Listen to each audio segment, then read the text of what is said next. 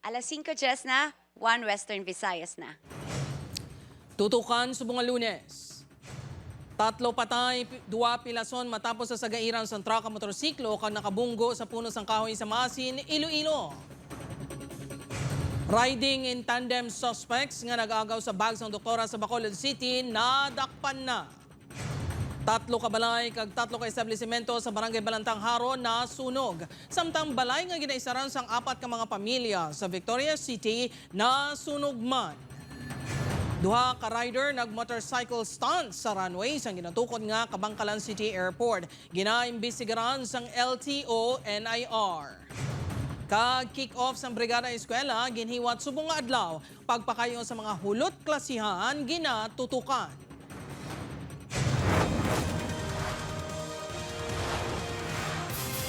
Ini ang GMA Regional TV, 1 Western Visayas. Maayong hapon mga kapuso.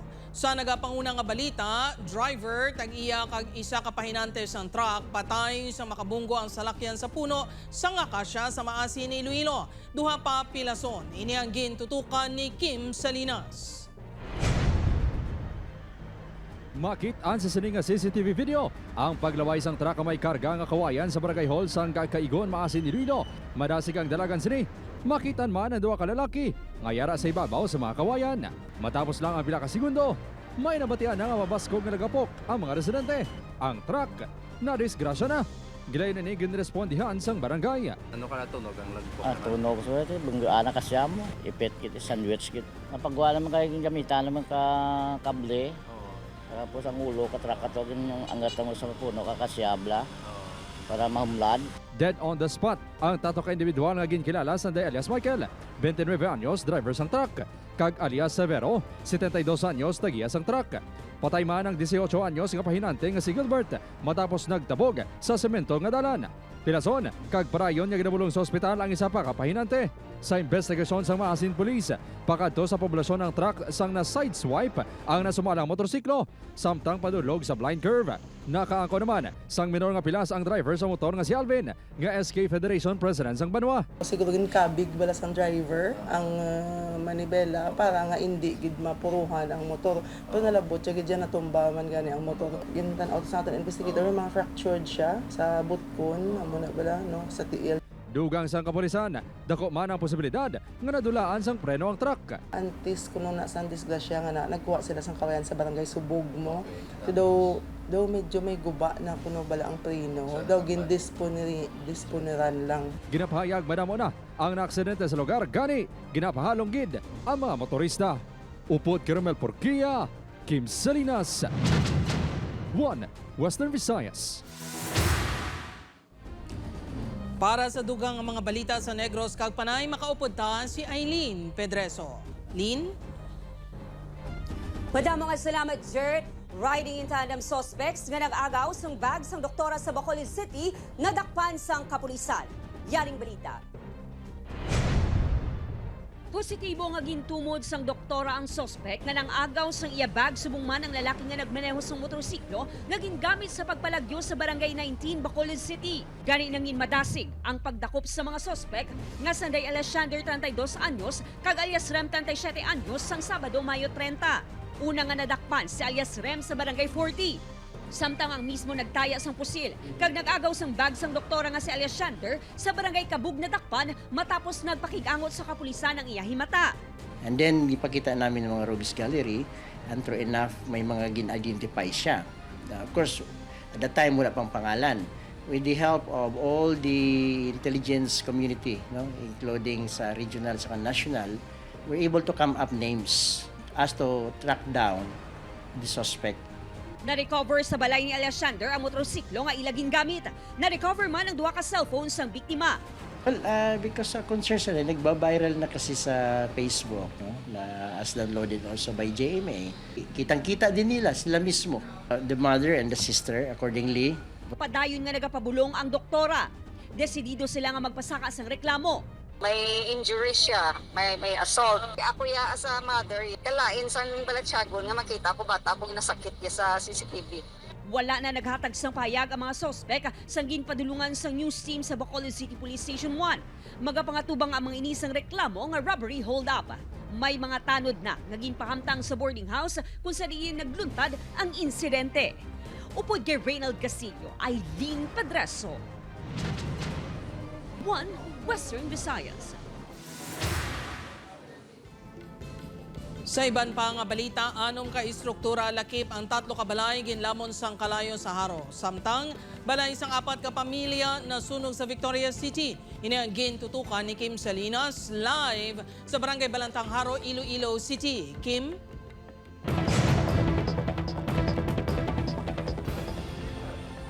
Jert, antes mag alas 6 ang aga kahapon, mahamok pa ang tulog sa mga biktima sang sunog. Gani kon wala ka sila ginpuka o nakabugta o laban-laban, nadalahig man sila sa mga ginlamon sang kalayo.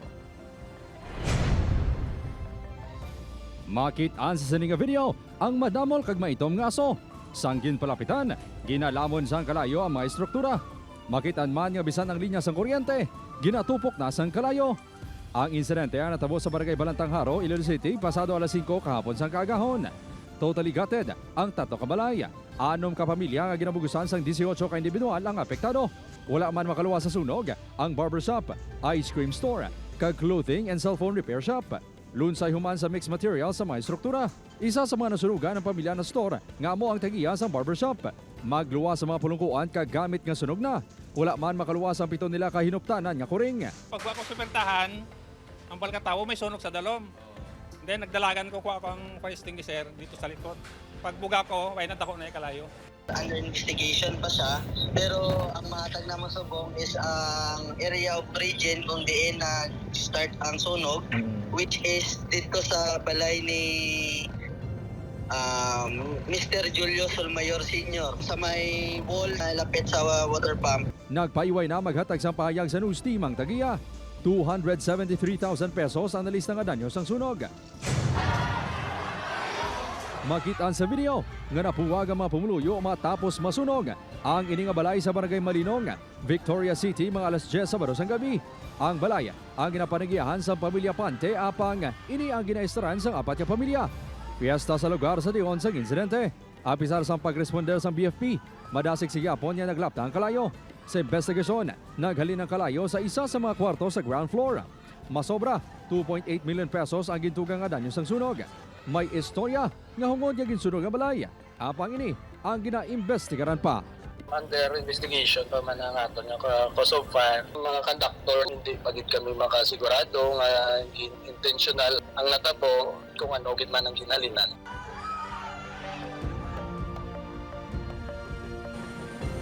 Jert, temporaryo nga nagatinira mga nasunugan sa Balantang Elementary School kag sa health center sang barangay.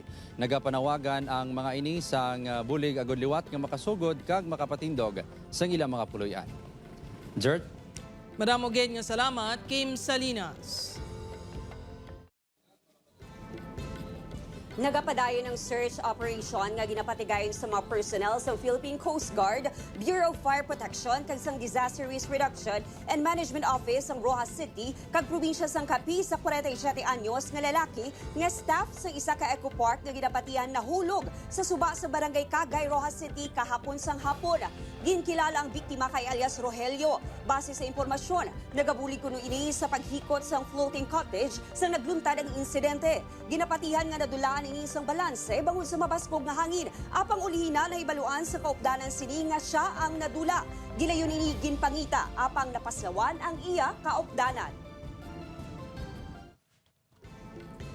Mga kapuso, porsyon sang Iloilo Sunset Boulevard sa Barangay Cagbangoton, ginsiraduan sang tagiya sang duta. Propiedad, wala pa kuno mabayran sang DPWH. Si Zen Kilantang Sasa nakatuto.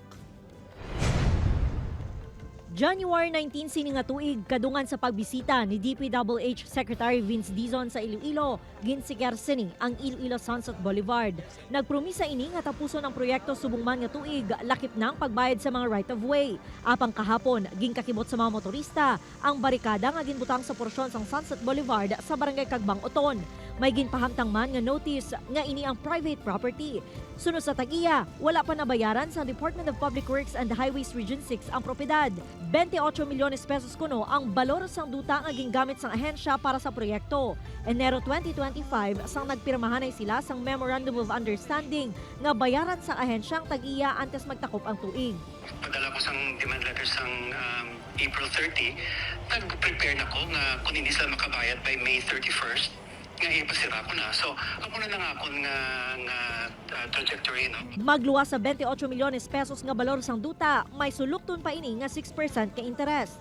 Ang hitabo ang nagtuga naman sa huol sa pila ka mga motorista, bangod ang Sunset Boulevard ang nagaserbe nga shortcut nga alagyan. Usually, daan traffic dira sa kagbang bala. So kung alternate route is diri lang gid tama gid ka hapos kung sabi may para sa akong delivery ko. Siyempre kuan sa travel namon lang mga pidik may kalak shortcut. Nagkontak naman ang DPWH kay Amara agud makipaghinon-anon angot sa bayad sa duta. Subong nga hapon ginkuha ng barikada sa dalan.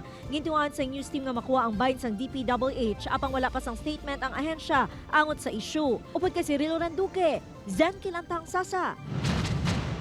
One Western Visayas.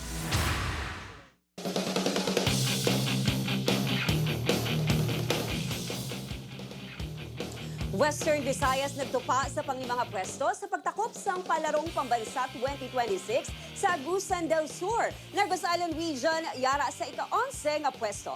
Inigintutukan ni Kim Salinas. Matapos ang isa ka semana nga masundukot yung mga hinampang, nagtakop na kahapon ang Palarong Pambansa 2026 sa Agusan del Sur. Sa closing ceremonies, ginkilala ang mga top performing regions. Overall champion ang National Capital Region nga may 21 ka gold medals. Nagapangodawa ang Calabarzon, pangatlo ang Davao Region, kag pang-apat ang Central Visayas. Panglima naman ang Western Visayas nga may 31 ka gold medals, 36 ka silver kag 45 ka bronze medals. Mas manabu ini sa top 3 finish sa Palarong Pambansa sang nagligad nga tuig kun sa rin. Kabahin pa sang rehiyon ang Bacolod City kag Negros Occidental. Nagpanguna sa medal contribution sa rehiyon ang Athletics Elementary Girls nga ginkilala nga overall champion sa mga tuig kag 4-peat champion humalin pa sang 2023. Naghatag sang pinakabadamo nga gold medal si Trixia Ann Arellano sang Concepcion Iloilo nga nagpauli sang 4 ka gold medals. Proud man ang trainer sa ginakabig King of High Jump kag tumandok sang Tibawan Iloilo nga si Franklin Catera. Nakuha sini ang gold medal kag jutayan lang ma-break ang palaro record sa High Jump Secondary Boys. Nakapauli na mga ini sa Iloilo. Bigay kami kay nakabalik siya kay last year na sa sa Lawag na perti na sa mga top 10 na siya last year sa Lawag. So nakakambak man kami sa training nakabawi na sa training kag napabalik yang power. Tagtato naman kabulawan nga medalya ang gindalasang kapit nga Sanday Thea Grace kag Bika Claire Clar sang Buntatalaharo sa Chess Elementary Girls. Yara naman sa pang-11 nga pwesto ang Negros Island Region nga may 16 ka gold medals, 24 ka silver kag 29 ka bronze medals. Hiwaton ang Palarong Pambansa 2027 sa Quezon City. Upod Kiramel Porquia, Kim Salinas, One Western Visayas. Bantayan. Kick-off sa Brigada Eskwela, ginhiwa subong nga adlaw. Pagpakayo sa mga hulot klasihan, ginatutukan sa pagbalik sang One Western Visayas. Ini ang GMA Regional TV, One Western Visayas.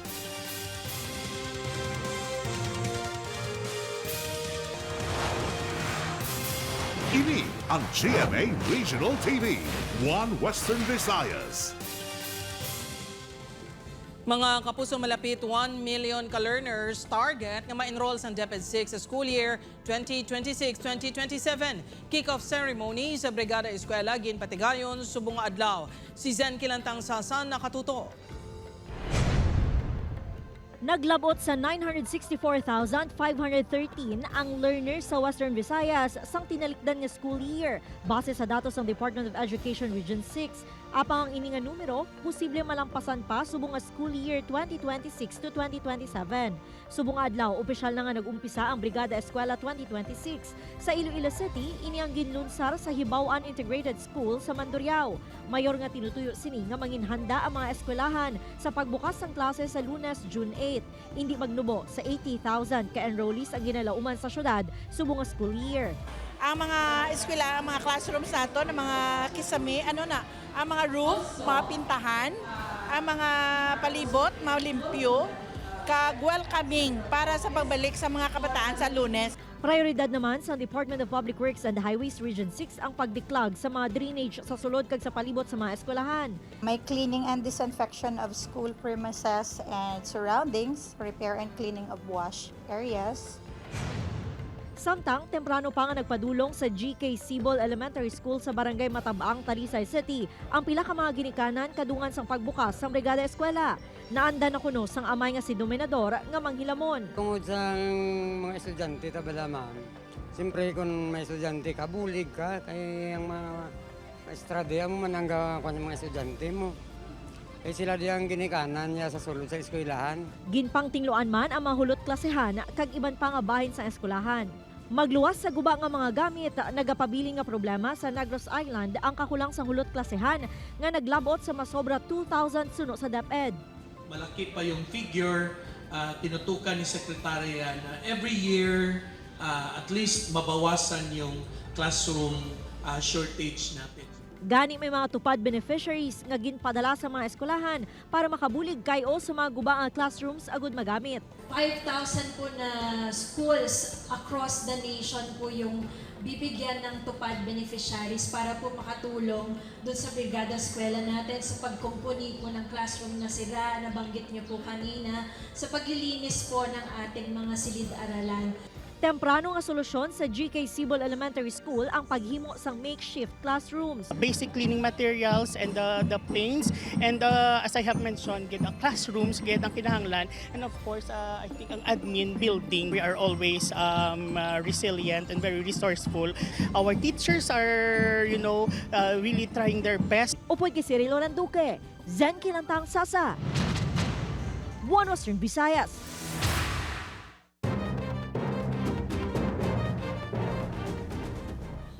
Duha ka motorista nga nag-motorcycle stunt sa runway sang wala pa natapos nga Kabangkalan City Domestic Airport ginaimbestigaran sa LTO-NIR. Yaring balita. Sa sininga video, makita nga magluwas nga nagakarera ang duha ka rider. Naga-motorcycle stunt pa. Kuha ini sa runway sa Kabangkalan City Domestic Airport sa Kabangkalan City.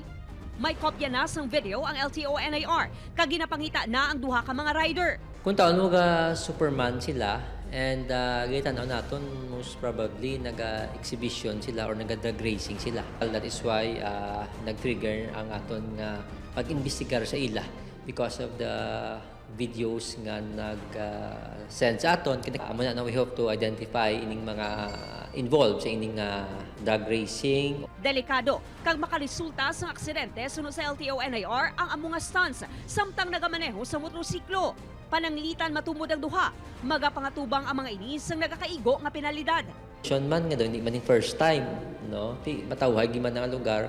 I have a schedule in Kabangkalan. I will try to meet with the LGU, no? Kung ano ang status. This is very dangerous because we do not consider ourselves nga expert kita.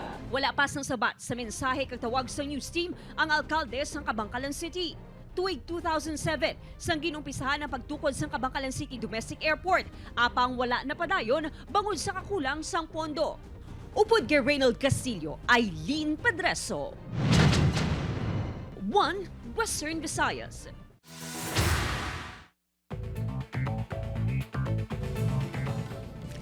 Good news naman kita mga kapuso, makaligid ang 5 kasimana nga sunod-sunod nga saka sa presyo sang gasolina, kang 2 kasimana nga saka sa presyo sang diesel, may lauman nga big time rollback buwas June 2. Base sa datos nga ginpagwas ng Department of Energy, 9 pesos kag 20 sentimos ang iganubo sa presyo sang kada litro sang diesel. 4 pesos kag 76 sentimos naman ang buhin sa kada litro sang gasolina. Buwas sa aga ipatuman sa mga oil company ang adjustment sa presyo sang gatong.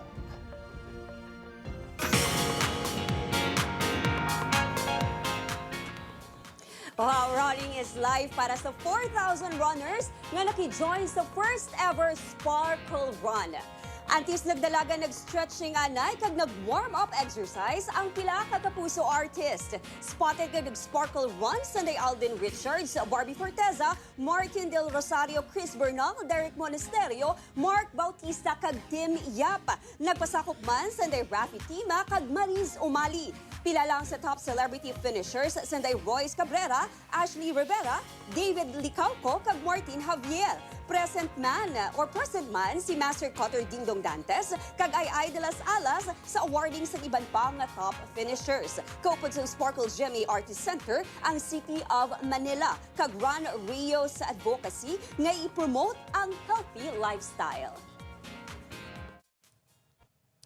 Mga Kapuso Visayas grid, yara naman sa yellow alert status subong adlaw. 12 oras ka brown na sa syudad ka probinsya sang Iloilo sang weekend, naghatag huol sa mga konsumidor. Si Kim Salinas nakatutok.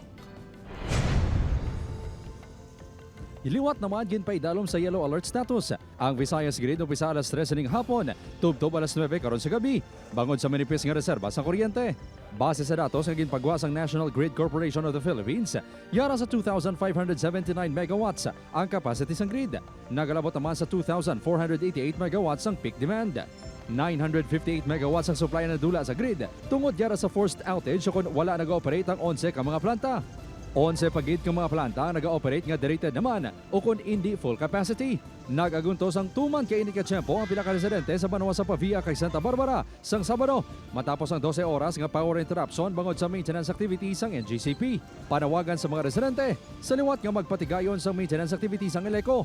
Kung mahimo, hindi man maglabot sa 12 oras bangod sa perwisyo nga dala sini. Naka-high blood gid sa tao kag parte gid kainit, budlag gid sa tao subong nga parte kainit tapos kung may motor ka pa nga sa tubig, way kag tubig.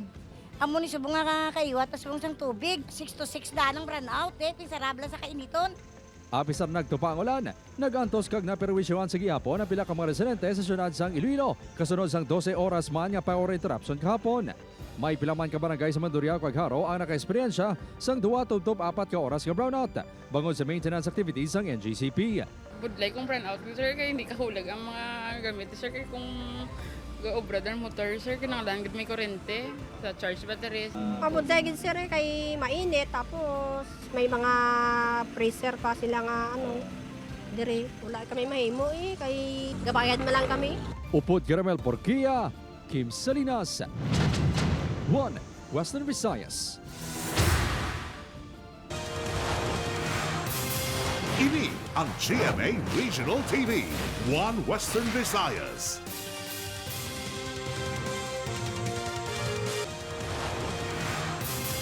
Ini ang GMA Regional TV, 1 Western Visayas.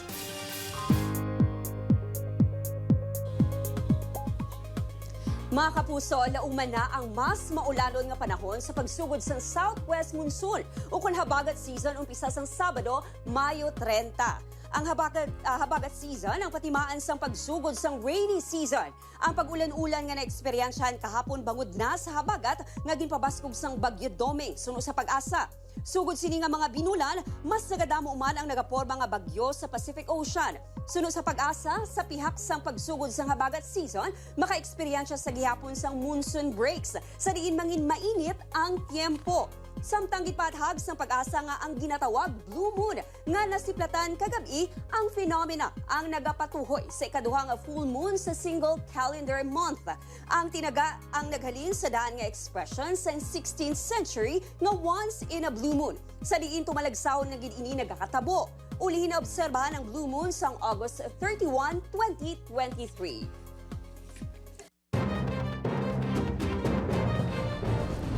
Mga Kapuso, estatwa sang Greek goddess sa Molo Plaza naguba matapos nga ginkabitan sang ginapahayag Solterito. Akto nakuhaan sang video, si John Sala nakatuto. Bantog ang Molo Plaza nga isa sa mga pinakamatahom nga plaza sa Iloilo City. Isa sa mga mayor nga feature sini ang gazebo nga may estatwa sa mga Greek goddess. Apang sa video nga ini makitaan nga ginkabitan sang isa ka ginapayag Solterito ang kamot sang isa sa mga estatwa. Mation-tion, naglitik ang butkon tubtob nga nabali. Kaya kung laki nga dako, hindi man ang mga kwanda kay tagpi mga buot na. So mga bata, mga damo layaw kung gabida sa plaza nga kabataan mo. Kung gusto nga mo siya, nga pangguba nila. Sa musunod, tripan sunod nila ang amon nga estatwa. Wala pa matumod sa mga opisyal sa mga barangay nga nagapalibot sa plaza kung sino ang lalaki sa video. Apang suno kay Manong Pedro, magluwas sa estatwa. Madamo na nga ginpangguba sa plaza ang mga ginapayag sini, masabad nga kabataan. Ginpablatter ng insidente sa Molo PNP. Panawagan sini sa mga ginikanan sa mga kabataan. Gusto nga mo siya na pangguba nila. Mga ginikanan tanay kung gabi lang mga kabataan, puno nila nga hindi maglagaw dito sa plaza kay ang ila ubra panghalit. Upod kay Hans Desierto, John Sana. 1 Western Visayas. Rider patay matapos maglapaw ang iyang motorsiklo sa tubuhan sa Talisay City. Samtang tigulang, pilason matapos mabungguan sa pick-up sa Murcia. Yaring balita ang aton gintutukan. Patal nga pila sa dughan kag wala nga paang naagom sa 28 anyos nga si Marlo matapos maaksidente sa ginamaneho nga motorsiklo sa Hacienda Carmen, Barangay Dos Hermanas sa Talisay City. Namiesta ang biktima kag papauli na sang natabo ang aksidente. Fiesta, naginom-inom, and based sa statements sang iyang amay, ginpunggan pa niya sang iyang amay, nga hindi na mag-drive. Ginapahayag nga nawadan sang kontrol ang biktima, rason nga nagdiretso sa katubuhan. Na-overshoot ni siya, kag amon siya naglabog ni siya sa kampo. Pilason na 61 anyos nga si alias Edgar matapos mabungguan sang pick-up samtang nagatabok sa dalan sa Barangay Dam Site, Murcia. Halin sa Murcia, padulong sa Bago City ang driver nga si alias Jose 52 anyos. Gulpyada nga nagtabok sa dalan ng biktima, rason nga nabungguan suno sa kapulisan. Upod kay Reynald Castillo, Aileen Pedreso. 1 Western Visayas.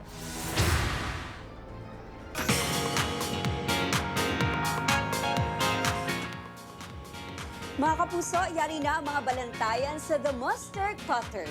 Paano bala ni Atoy at Ubangon ang nagdululungan nga problema? Masarangan bala niya ini nga isugid sa iya pamilya? Bantayan ina karon sa GMA Prime 8 p.m. pagkatapos ng 24 oras. Samtang ano bala ang himuon nga strategies ng Task Force Firewall para masulbar o masalbar si Lacey? Sino bala ang mabulig ng grupo sa team? Bantayan ang ina nga mga hitabo sa Task Force Firewall 8:50 p.m. sa GMA Prime.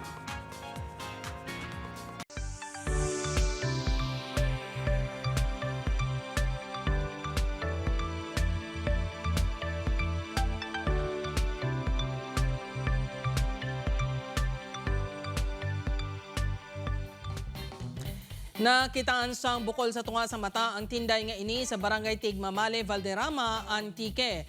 Ginapanag-iyahan ni Jenny Boy Alagos ang baka. Sunod sa iya, pila ka tuig man ang pagatipan nila sa baka apang sa nagbata na may diferensya pa ang tinday. Sunod sa isa ka veterinarian, posible siyang nagabusong pa lang ang baka na expose ini sa tetratogens ukon sa radiation nakaagi-balatian. Nahatagan sa antibiotics ukon may nakaon siya nga nag-epekto sa development.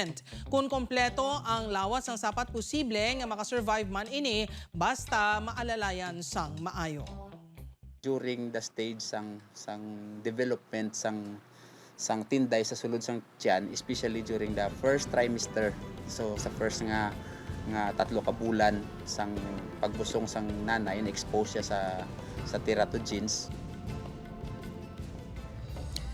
Kagina mga pinakadalag ko ka pinakauli nga balita sa Western Visayas kag Negros Occidental. Madamo nga salamat mga kapuso pati na mga kapuso naton abroad. Ako si Gertrude Charlatan, kami ang GMA Regional TV 1 Western Visayas. Wala sang ginadampigan, wala sang ginaprotektahan. Halin sadto tubtob subong, matutod nga serbisyo gidla.